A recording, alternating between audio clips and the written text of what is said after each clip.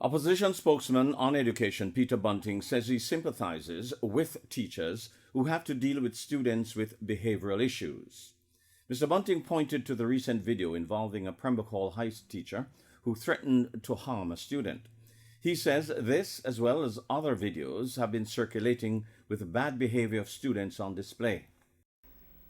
Many persons have sent or circulating other videos which I must tell you demonstrate a shocking level of coarseness and inappropriate behavior by many students at both primary and secondary levels. And it really, I don't know what the entire context of what happened at Pembroke Hall was, but I must tell you, I feel sympathy to any teacher who has to face that on a daily basis.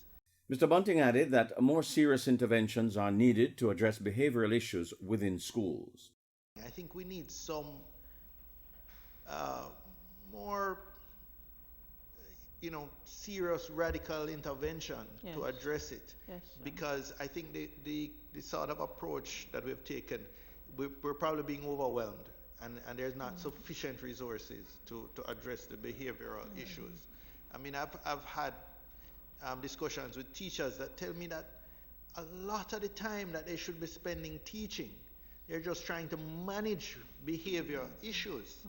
And it's not fair to then turn around and assess that teacher and say you didn't, your performance isn't up to scratch because you didn't teach enough for the curriculum or whatever, when a significant amount of classroom time is spent just trying to maintain order and deal with disruptive behavior and that sort of thing.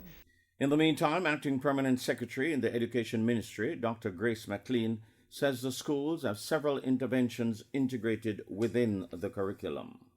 Dr. McLean also noted that there would be further interventions come January.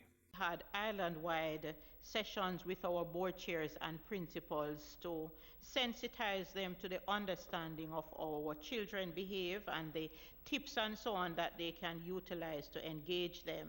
We also did extensive courses on investigation techniques. So for example, if there is a tattoo on the child's hand, maybe not a permanent one, what does it mean? What are the signs that will tell us that we need to be bringing in some of them into counseling? So we have been doing ongoing programs within our schools, and come January, we are going to be engaging our boards and our principal once more with our minister island-wide to go through another series of engagements. Michael Sharp, Frontline News.